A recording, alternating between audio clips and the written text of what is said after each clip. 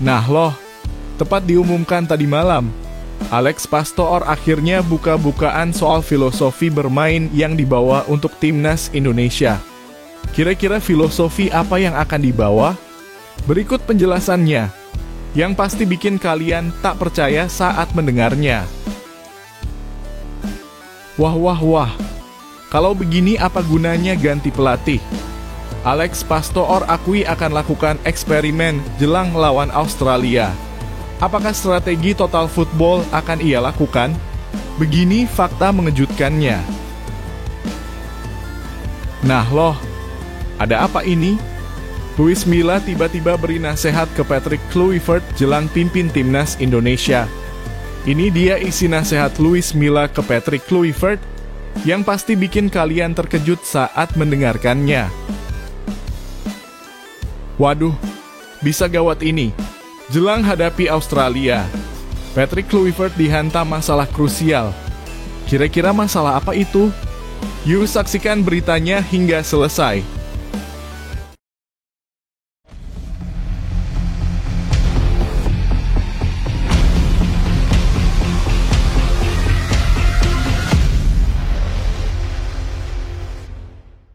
Mohon subscribe channel Timnasku Indonesia agar tidak ketinggalan informasi Timnas Indonesia. Akui kesulitan, Alex Pastoor akan lakukan eksperimen jelang lawan Australia. Timnas Indonesia akan memasuki era baru di bawah kendali Patrick Kluivert dan jajaran tim pelatihnya termasuk Alex Pastoor. Dengan waktu yang sangat terbatas sebelum menghadapi Australia pada 20 Maret, eksperimen yang dilakukan oleh Pastoor menjadi hal yang menarik untuk disimak. Apalagi mereka tidak memiliki agenda uji coba dan harus langsung bertarung di laga kompetitif. Melihat situasi ini, Alex Pastoor kemungkinan akan melakukan eksperimen terbaik dalam beberapa aspek kunci. Salah satunya adalah merancang taktik yang mampu diadaptasi dengan cepat oleh para pemain. Mengingat waktu persiapan hanya sekitar 10 hari, strategi yang diterapkan harus simpel namun efektif. Mungkin Pastoor akan mengadopsi pendekatan pressing tinggi atau transisi cepat yang bisa dimengerti dengan mudah oleh para pemain. Selain itu, pemilihan pemain juga bisa menjadi eksperimen tersendiri. Pastoor dan Kluivert akan memantau Liga 1 untuk mencari pemain yang paling siap serta memaksimalkan pemain yang berkarier di luar negeri. Bisa jadi ada kejutan dalam daftar pemain yang dipanggil, terutama mereka yang dinilai memiliki gaya bermain yang cocok dengan strategi baru tim. Hal lain yang bisa menjadi fokus eksperimen adalah fleksibilitas formasi. Apakah Pastoor akan mencoba formasi klasik seperti 5-3-2 yang lebih menyerang, atau justru memilih 3-5-2 untuk menambah soliditas pertahanan? Dengan menghadapi tim sekelas Australia, keputusan ini sangat krusial. Namun tantangan besar bagi Pastoor adalah memastikan para pemain memahami konsep taktik dalam waktu singkat. Dalam 10 hari, tim pelatih harus mampu mengoptimalkan pemusatan latihan agar setiap pemain bisa menyatu dalam sistem yang diterapkan. Kemungkinan besar mereka akan mengandalkan sesi latihan intensif dengan simulasi pertandingan agar para pemain lebih cepat beradaptasi. Eksperimen ini tentu akan sangat menarik untuk disaksikan oleh pecinta sepak bola Indonesia. Dengan segala keterbatasan waktu, mampukah Alex Pastoor menemukan formula terbaik untuk timnas Indonesia? Bagaimana menurut kalian? Eksperimen apa yang sebaiknya dilakukan oleh Pastoor dalam 10 hari yang tersedia? Apakah strategi baru bisa langsung diadaptasi oleh para pemain? Tulis pendapat kalian di kolom komentar.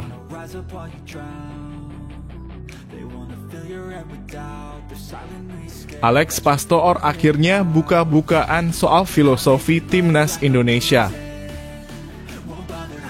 Timnas Indonesia semakin panik jelang laga melawan Australia, terlebih setelah pernyataan terbuka dari Alex Pastoor soal filosofi permainannya. Banyak yang beranggapan bahwa dengan kedatangan Patrick Kluivert dan Alex Pastoor, timnas Indonesia akan menerapkan filosofi total football yang mengutamakan penguasaan bola dan pergerakan dinamis. Namun, kenyataannya tak seperti itu. Alex Pastoor, asisten pelatih berusia 58 tahun, secara terbuka menyatakan bahwa dirinya adalah seorang ahli strategi yang hanya fokus pada kemenangan. Dia tidak mempedulikan gaya bermain tertentu selama timnya bisa memenangkan pertandingan. Hal ini tentu mengejutkan banyak pihak yang berharap timnas Indonesia akan tampil menyerang dengan filosofi ala Johan Cruyff. Menurut Pastoor, memenangkan bola sebanyak mungkin di kotak penalti lawan dan menjauhkan bola dari area pertahanan sendiri adalah kunci utama strateginya. Jika itu berarti harus bermain dengan 9 pemain di lini belakang, maka dia tidak ragu untuk menerapkannya.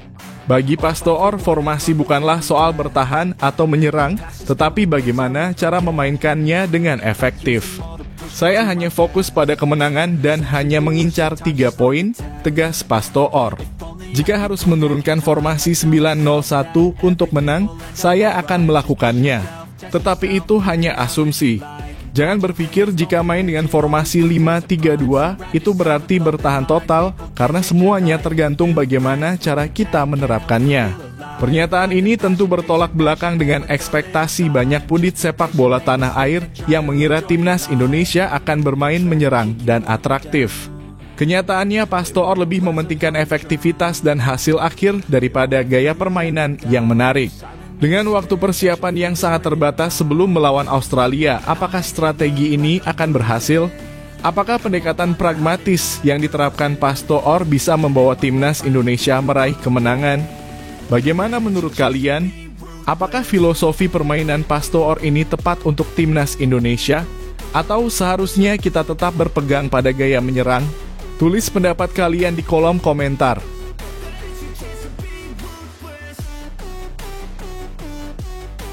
Patrick Kluivert dinasehati Luis Milla jelang pimpin timnas Indonesia. Patrick Kluivert tiba-tiba mendapatkan nasihat dari mantan pelatih timnas Indonesia, Luis Milla, jelang laga krusial menghadapi Australia dan Bahrain dalam lanjutan grup C kualifikasi Piala Dunia 2026 zona Asia. Keduanya memiliki hubungan yang cukup dekat mengingat mereka sama-sama pernah membela Barcelona di era yang berbeda. Luis Milla dikenal sebagai pelatih yang menerapkan filosofi permainan berbasis penguasaan bola dengan operan pendek yang rapi. Saat membesut timnas Indonesia pada 2017-2018, ia mengajarkan permainan dari kaki ke kaki yang membuat timnas Indonesia tampil lebih atraktif. Oleh karena itu, banyak yang berspekulasi bahwa nasihat yang diberikan Luis Milla kepada Patrick Kluivert berkaitan dengan filosofi permainan yang cocok untuk timnas Indonesia. Salah satu hal yang mungkin disampaikan Luis Milla adalah pentingnya membangun mentalitas juara dalam skuad Garuda. Dalam sepak bola internasional, strategi taktik saja tidak cukup tanpa mentalitas yang kuat. Shin Tae-yong, pelatih sebelum Patrick Kluivert, sukses mengubah mentalitas pemain Indonesia hingga mereka mampu bersaing di level Asia. Oleh karena itu, Luis Milla mungkin mengingatkan Patrick Kluivert agar tidak hanya fokus pada teknik dan strategi, tetapi juga bagaimana membangun karakter pemain di lapangan. Selain itu, pengalaman Luis Milla dalam menghadapi dinamika sepak bola Indonesia bisa menjadi pelajaran bagi Kluivert. Adaptasi terhadap budaya sepak bola lokal, memahami karakteristik pemain, serta menghadapi tekanan dari fans dan federasi adalah tantangan tersendiri bagi pelatih asing. Milla mungkin memberi saran kepada Kluivert agar lebih fleksibel dalam menerapkan taktiknya, mengingat komposisi pemain yang ada saat ini. Sementara itu, publik sepak bola Indonesia sempat berharap bahwa kedatangan Kluivert akan membawa gaya permainan total football khas Belanda. Namun melihat latar belakangnya, besar kemungkinan Kluivert akan lebih fokus pada efektivitas permainan dan memanfaatkan potensi individu para pemain. Hal ini tentu menjadi perdebatan di kalangan penggemar sepak bola nasional. Bagaimana menurut kalian? Apakah Patrick Kluivert sebaiknya menerapkan filosofi permainan ala Luis Milla, ataukah sebaiknya membawa gaya permainan yang lebih pragmatis untuk memastikan hasil yang maksimal? Tulis pendapat kalian di kolom komentar.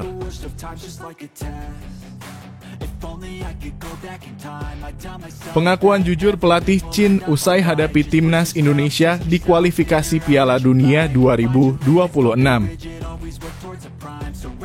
Pelatih timnas Cina Branko Ivankovic membuat pengakuan jujur ketika timnya tampil menghadapi timnas Indonesia di ajang putaran 3 kualifikasi Piala Dunia 2026 zona Asia. Seperti diketahui, timnas Indonesia dan Cina tergabung di grup C bersama Jepang, Australia, Arab Saudi, dan Bahrain. Jepang memimpin puncak klasemen sementara setelah mengantongi 16 poin dari 6 laga yang dimainkan. Australia menyusul di urutan 2 klasemen dengan torehan 7 poin. Sedangkan Indonesia, Arab Saudi, Bahrain, dan Cina semuanya mencatatkan 6 poin. Usai menjalani 6 pertandingan, Branko Ivankovic bercerita jujur terkait kualitas timnas Indonesia. Timnas Cina berhadapan dengan timnas Indonesia dalam matchday keempat pada Oktober lalu. Laga melawan timnas Indonesia menjadi awal kebangkitan bagi timnas Cina setelah mengalami kekalahan di 3 laga awal. Branko Ivankovic takluk dari Jepang 0-7, Arab Saudi 1-2, dan Australia 1-3. Pasca kekalahan tersebut, Cina mampu meraih kemenangan tipis 2-1 atas timnas Indonesia.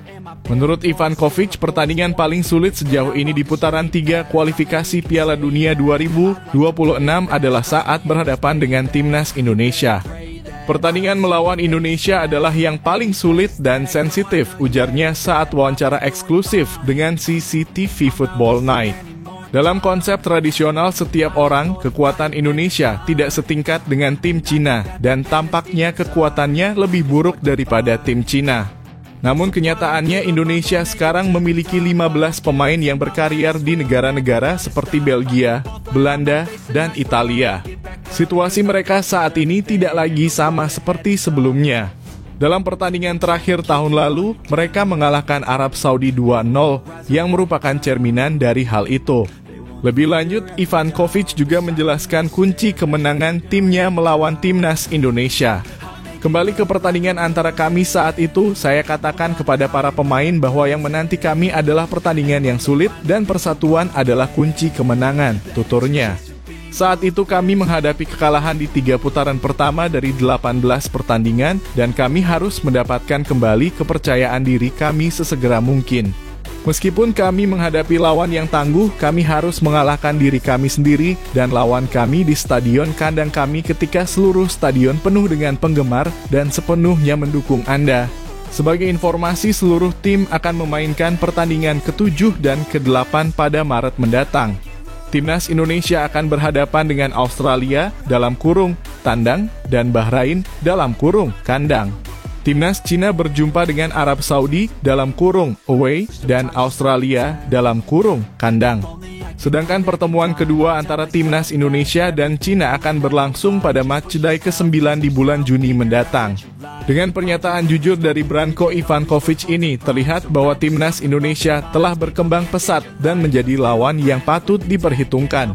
Bagaimana pendapat kalian tentang pengakuan pelatih Cina ini? Apakah kalian setuju dengan pendapatnya? Tulis komentar kalian di bawah.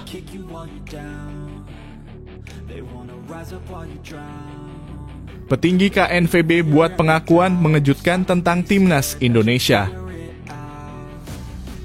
Timnas Indonesia saat ini sedang dalam performa yang positif. Mereka naik cepat di ranking FIFA dan mulai menata peringkat 100 besar.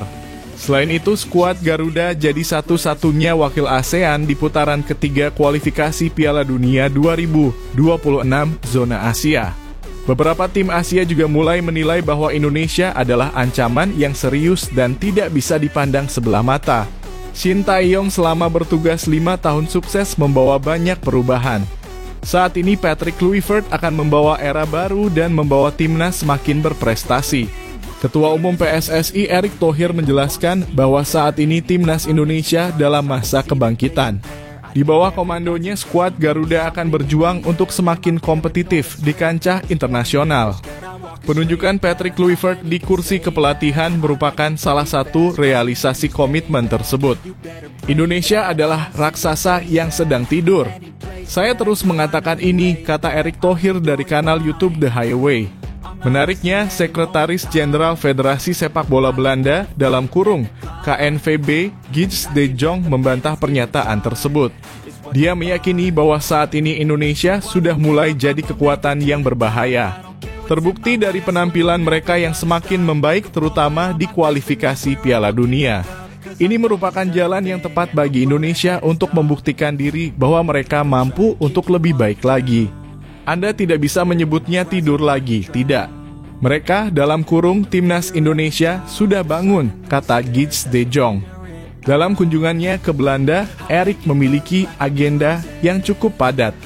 Salah satu misi utamanya adalah membuka jalan untuk terjalinnya kerjasama dengan KNVB, termasuk undangan untuk menggelar laga uji coba antara Timnas Indonesia dan De Oranje.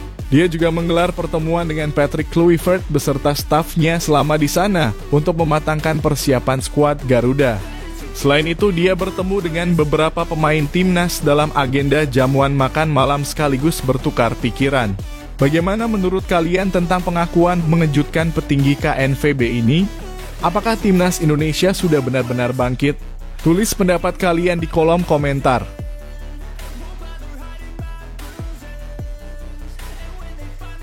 Indra Syafri buka suara soal kualitas pemain Timnas Indonesia U20. Indra Syafri akhirnya buka-bukaan mengenai kualitas Timnas Indonesia U20 setelah menjalani serangkaian laga uji coba. Pelatih yang sudah lama berkiprah di sepak bola Indonesia ini menegaskan bahwa kesuksesan sebuah tim tidak hanya bergantung pada pelatih hebat, tetapi juga pada kualitas pemain yang ada di dalamnya. Dalam beberapa laga terakhir, Timnas Indonesia U20 menghadapi berbagai tantangan yang cukup berat. Meskipun ada harapan tinggi dari publik, hasil di lapangan belum sepenuhnya sesuai dengan ekspektasi. Indra Syafri menyebut bahwa proses pembentukan tim membutuhkan waktu dan kualitas individu para pemain sangat berpengaruh terhadap perkembangan tim secara keseluruhan. Banyak orang berpikir bahwa dengan hadirnya pelatih hebat, sebuah tim akan langsung menjadi kuat. Tetapi kenyataannya sepak bola adalah permainan kolektif. Kualitas pemain yang dimiliki juga menjadi faktor utama dalam membangun tim yang kompetitif, ungkap Indra Syafri dalam sebuah wawancara.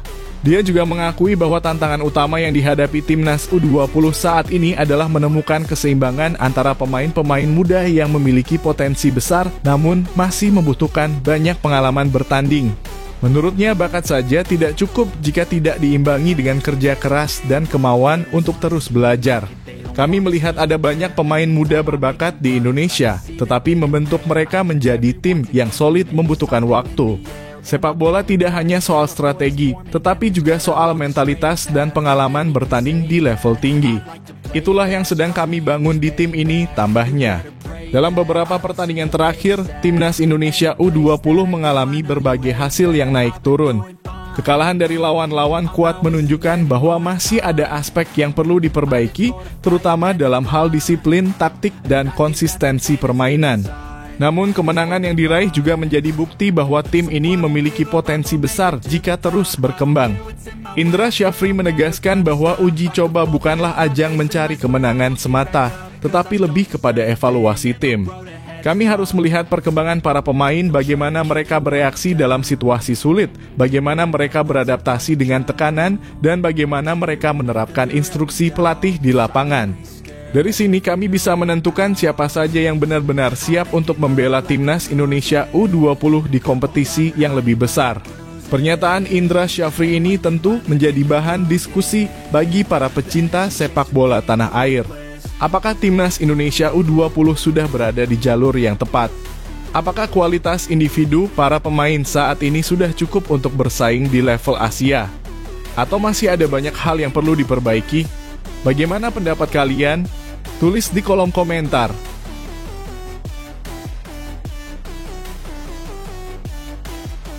Patrick Kluivert dihantam masalah krusial jelang lawan Australia. Timnas Indonesia menghadapi tantangan besar menjelang pertandingan melawan Australia dalam lanjutan kualifikasi Piala Dunia 2026 zona Asia. Di bawah kepemimpinan Patrick Kluivert, skuad Garuda akan bertarung di Sydney Football Stadium pada 20 Maret 2025. Sebelum kembali ke tanah air untuk menjamu Bahrain di Stadion Utama Gelora Bung Karno 5 hari kemudian. Namun optimisme para pendukung mulai goyah setelah munculnya berbagai masalah krusial yang dapat menghambat performa Timnas Indonesia. Salah satu masalah utama yang menghantui Patrick Kluivert adalah absennya dua pemain kunci, Ragnar Oratmangoen dan Justin Hubner, akibat akumulasi kartu. Ragnar Oratmangoen yang menjadi andalan di lini serang harus absen setelah menerima 2 kartu kuning, masing-masing saat melawan Bahrain dan Arab Saudi. Sementara itu Justin Hubner dipastikan tidak bisa bermain karena mendapat kartu merah dalam laga terakhir melawan Arab Saudi. Kehilangan 2 pemain ini tentu menjadi pukulan telak bagi strategi Kluivert mengingat keduanya memiliki peran penting dalam skema permainan tim. Selain kehilangan pemain kunci, waktu persiapan yang terbatas juga menjadi masalah serius bagi timnas Indonesia. Ketua Umum PSSI Erick Thohir telah menegaskan bahwa persiapan tim akan sangat singkat karena banyak pemain yang masih memiliki jadwal padat bersama klub mereka di Eropa. Perjalanan jauh dari Eropa ke Australia yang memakan waktu belasan jam juga akan berdampak pada kondisi fisik para pemain. Hal ini membuat Kluivert harus bekerja ekstra keras untuk memastikan bahwa skuadnya tetap dalam kondisi prima saat menghadapi Australia. Masalah lain yang dihadapi adalah tidak adanya kesempatan untuk menjalani laga uji coba sebelum pertandingan krusial ini. Dengan waktu yang begitu mepet, Kluivert praktis tidak memiliki waktu untuk menguji strategi dan pola permainan yang ingin diterapkannya. Padahal laga melawan Australia ini menjadi debut resmi bagi pelatih asal Belanda tersebut sejak ditunjuk sebagai nahkoda timnas Indonesia. Tanpa uji coba, para pemain harus langsung beradaptasi dengan skema baru di pertandingan resmi yang tentu bukan perkara mudah. Tak hanya itu, ketidakpastian terkait proses naturalisasi Jairo Riedewald juga menjadi perhatian utama. Hingga kini proses tersebut belum tuntas, membuat publik sepak bola Indonesia cemas. Jika proses naturalisasi selesai tepat waktu, Riedewald bisa menjadi tambahan kekuatan di lini tengah dan membantu menutup kelemahan akibat absennya Oratmangoen dan Hubner. Namun, jika prosesnya tertunda, maka Indonesia harus mencari alternatif lain untuk memperkuat tim. Dengan berbagai masalah ini, Patrick Kluivert menghadapi tantangan berat dalam mempersiapkan timnas Indonesia menghadapi Australia. Apakah Kluivert mampu membawa skuad Garuda meraih hasil positif? Bagaimana pendapat kalian tentang situasi ini? Tulis komentar kalian di bawah.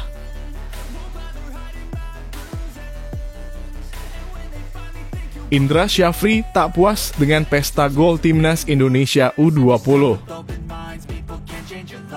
Pelatih timnas Indonesia U20, Indra Syafri, menegaskan bahwa meskipun timnya berhasil meraih kemenangan telak 4-0 atas India dalam laga terakhir Mandiri Challenge Series, ia masih belum sepenuhnya puas dengan performa anak asuhnya.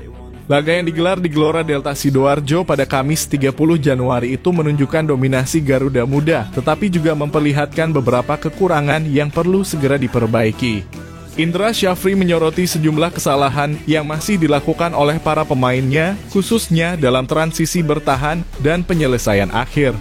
Menurutnya, meskipun kemenangan ini menjadi modal yang baik, masih ada banyak hal yang harus diperbaiki sebelum menghadapi persaingan lebih berat di Piala Asia U20 2025 yang akan digelar di Cina. Masih banyak yang harus dievaluasi, pertahanan juga masih ada beberapa kesalahan. Namun, kami banyak mendapat manfaat dari uji coba ini. Malam ini kami sudah bisa menentukan 23 pemain yang akan mengikuti Piala Asia U20, ungkap Indra Syafri dikutip dari Antara. Pelatih asal Sumatera Barat itu juga menyatakan bahwa laga uji coba melawan India menjadi kesempatan terakhir bagi para pemain untuk membuktikan kualitas mereka sebelum daftar final skuad diumumkan. Tim pelatih kini telah melakukan validasi terhadap seluruh pemain yang berlaga selama turnamen dan keputusan akhir akan segera diumumkan.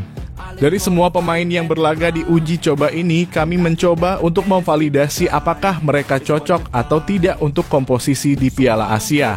Besok setelah sampai di Jakarta, kami akan melakukan rapat dengan tim pelatih dan ofisial untuk menentukan 23 pemain terbaik yang akan didaftarkan ke PSSI, lanjut Indra. Sementara itu, salah satu penyerang andalan timnas Indonesia U20, Jens Raven, menyatakan bahwa kemenangan melawan India sangat berarti bagi tim. Namun, ia juga mengakui bahwa perjalanan menuju Piala Asia masih panjang dan tim harus terus berkembang. Kami tentu sangat senang, tapi yang lebih penting saat ini adalah fokus menghadapi Piala Asia. Ini merupakan proses belajar bagi kami dari rotasi pemain hingga menemukan komposisi terbaik menuju Piala Asia hingga ke Piala Dunia U20, kata Raven.